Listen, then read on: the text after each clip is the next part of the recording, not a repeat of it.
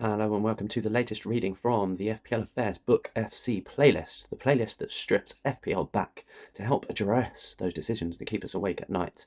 In our latest reading, we continue to cover Manager Playing Styles from Matt Whelan's book FPL Obsessed, Tips to FPL Success.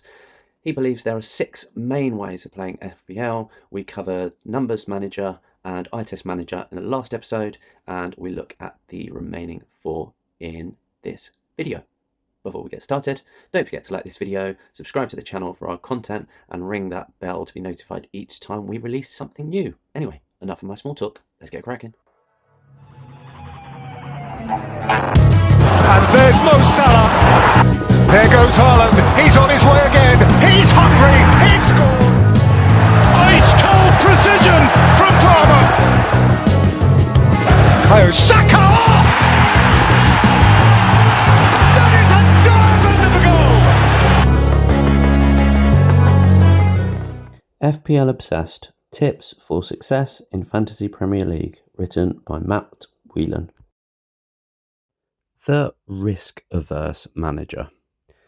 Preferring stability to short-term explosive returns, the risk-averse manager plays the long game and makes sensible, if not exciting, decisions. I am a self-confessed risk-averse manager and have found my trajectory moving more in this direction as time has passed. Whenever I make a transfer, it is quite often not with the next game week in mind. At any given stage of a season, I have a vision for how my team is going to look, and I slowly and painfully etch out my team to synchronise with my vision, one free transfer at a time. I quite often will roll a free transfer just to buy myself an extra week's worth of data to ensure I still want to make the decision. Risk-averse managers tend not to take punts on unproven players. They abhor points hits, favour a deep squad with cover on the bench, and will wait for a bandwagon to prove fruitful before jumping on it themselves. They save their chips like squirrels, stocking up for the cold winter months. The nature of FPL is long-term, and you will often hear the cliched phrase, "It's a marathon, not a sprint." In that sense, being averse to risks is no bad thing. A major advantage with being risk-averse is that you are more likely to acquire what I deem accidental points. That is to say, points from players who most people have lost patience with, and perhaps even taken a points hit to remove.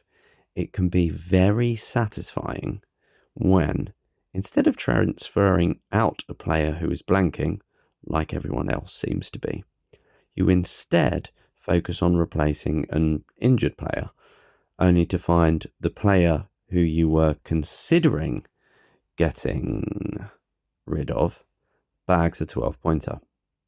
The problem is, I have found that being risk-averse favours those who are already in a good situation.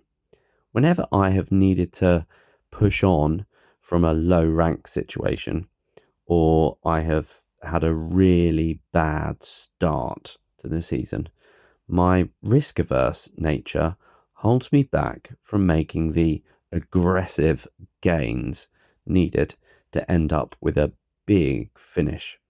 I am much more of a shield than a sword sort of manager. However, employing the shield over the sword will not get you anywhere if you have had a bad start to the season and are ranked, 3 million or lower? In FPL, when you get stuck in a rut, it usually requires riskier measures and a large dollop of luck to get you out of it. The points chasing manager. Mega hauls every week, no matter the cost. The ethos of the points chasing manager is to treat every game week like it's his own miniature campaign. with one goal in mind: maximise the points return and snap up exciting opportunities before anyone else does. Unlike the risk-averse manager, the points chaser goes out big and bold, and in general, their decision-making strategy will be limited to the 1 or 2 game weeks in front of them. They will not be shy about taking points hits to bring in a player who they believe is going to return big. This type of manager will probably have a low value bench and thus will project the largest amount of money on the starting 11. They are more likely to respond quickly to bandwagons. Often they are the ones who start them, and therefore boast huge team values which become helpful for future transfer decisions. Having a high team value can often mean being able to squeeze in an extra premium player later on. They are more likely to seize opportunities, and hence you may find they often play their chips and wildcards early in a season because they have spotted a chance they cannot resist, or because they are determined to get out of a situation they dislike as quickly as possible. As a naturally risk-averse manager, I would find it stressful to play like this week in, week out. There are few points chasers who get the risky calls right most of the time over a 38 game week season, and hence a great deal of taking the rough with the smooth is required for this style of play. I would also say that this style is very difficult to maintain over several seasons and consistently get good results. This sort of manager is likely to have a varied FPL career history, finishing in the top 10k one season and 1 million the next year. In stark contrast to the risk-averse manager, this style of aggressive play can see struggling managers make huge rank jumps in just a few game weeks, but it is laden with danger for those who already have a high overall rank. If you are 2/3 of the way through the season, find yourself in the top 10k and continue to make rash decisions, eventually you are going to have a catastrophic game week, while other, more cautious managers are protecting their overall rank with sensible but boring decisions. It is also more likely that those managers with whom you are now competing have all their chips still intact, whereas you used yours much earlier. When things might be neck and neck, the other managers will have an advantage over you.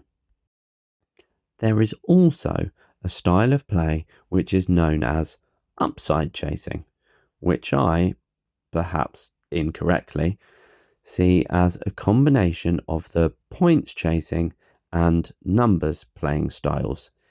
In simple terms, upside chasing is a method of play which means always picking the option with the best chance of a points haul, even if that means foregoing an option who is highly owned, or transferring out a premium asset who is not doing badly.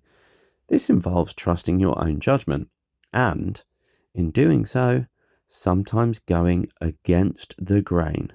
High risk, high reward. The rules-based manager. A manager with a clear vision and strategy, but who knows all too well the temptations of the game which could steer them off course. Some managers create rules and systems which help govern their own transfer policy, or simply to make the game more enjoyable for themselves. covered later.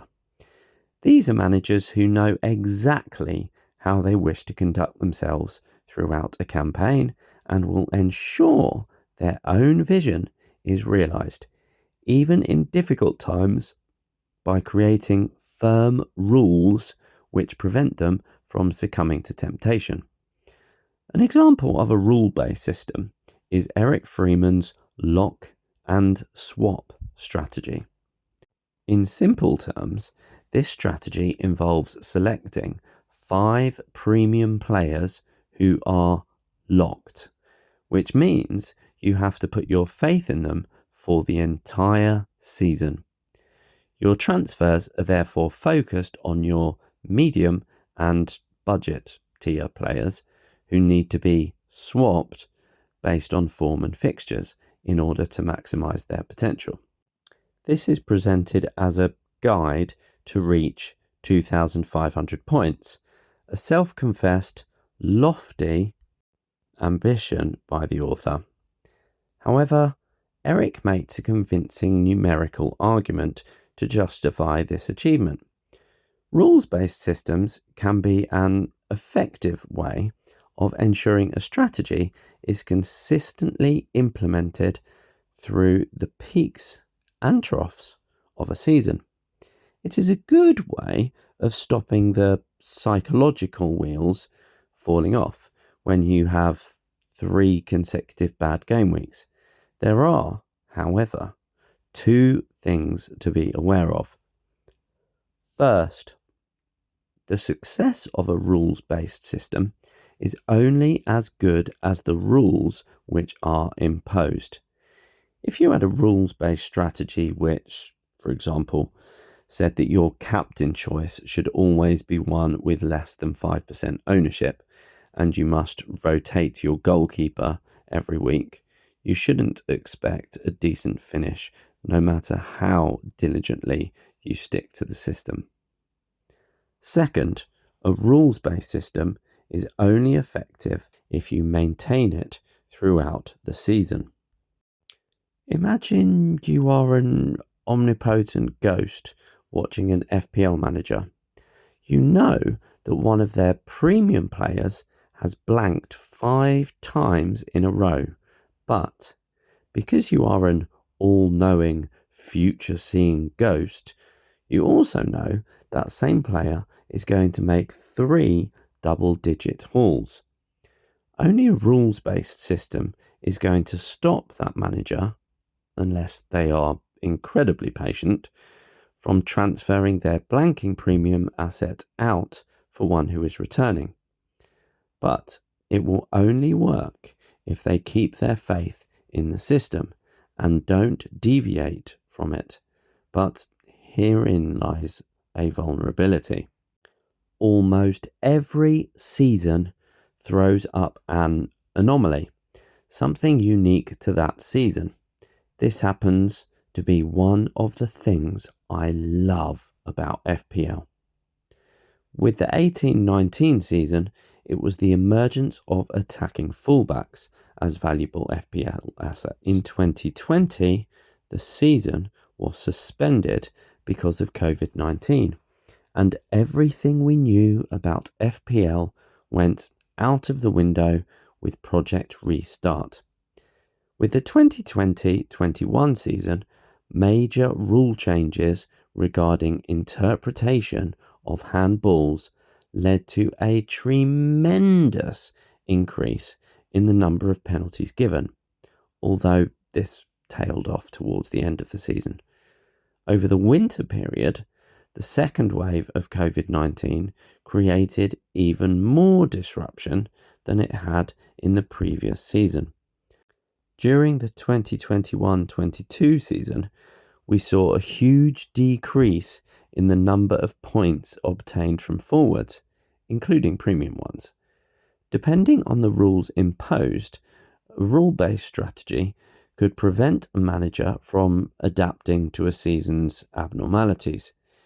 If your strategy dictates that all your defenders must be less than 5 million, how will you maximise returns in a season when premium defenders are returning much more than equivalently priced midfield and forward options. If your strategy demands that your bench is to be populated by the lowest possible value assets, how will your squad cope with the increased demands of a season where something like COVID-19 is prevalent? If I had implemented the lock and swap strategy in the 2020-21 season, I would have been stuck with Aubameyang until I played my wildcard in game week 16. The thought of that makes me shudder. Since writing this, I have spoken with Eric Freeman and we discussed his strategy. Eric told me that, for better or worse, he has never actually followed his own guide, but we both believe the principles contained within it are a good framework for new players and or those who are trying to improve their self-discipline. The Balanced Manager. The Balanced Manager takes a little from each different playing style.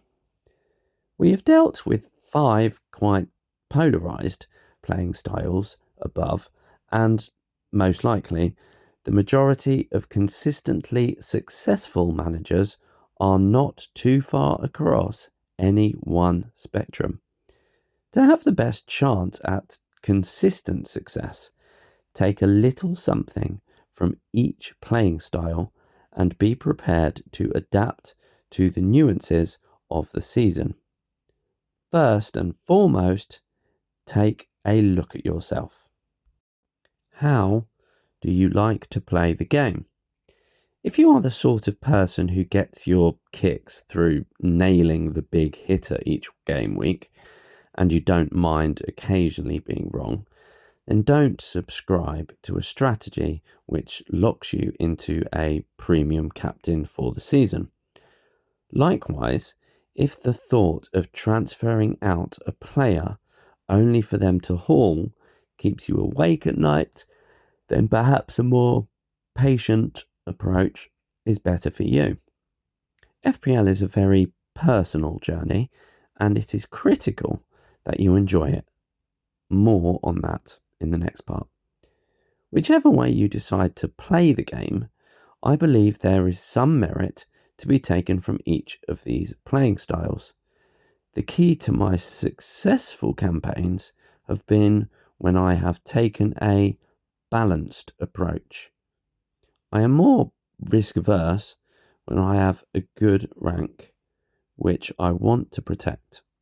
I take more punts when I've had a poor start and need to catch up. I always aim to keep my first wildcard intact until Christmas, but I will play it in a heartbeat if I am facing an injury crisis or my team is really not working out for me. I use a combination of both key statistics and watching the games. I have 2 young children and a full-time job, so, of course, I don't watch every match, but if my transfer decision is between Jamie Vardy and Harry Kane, I will watch the Leicester and Spurs games. I implement my own personal rules to cover the aspects of my style where I know I can succumb to temptation, but I am always prepared to divert from them if I feel that staying on a certain course will be disastrous. So, 6 managerial playing styles: the numbers manager, eye test manager, risk averse manager, points chasing manager, rules based manager, and the balanced manager.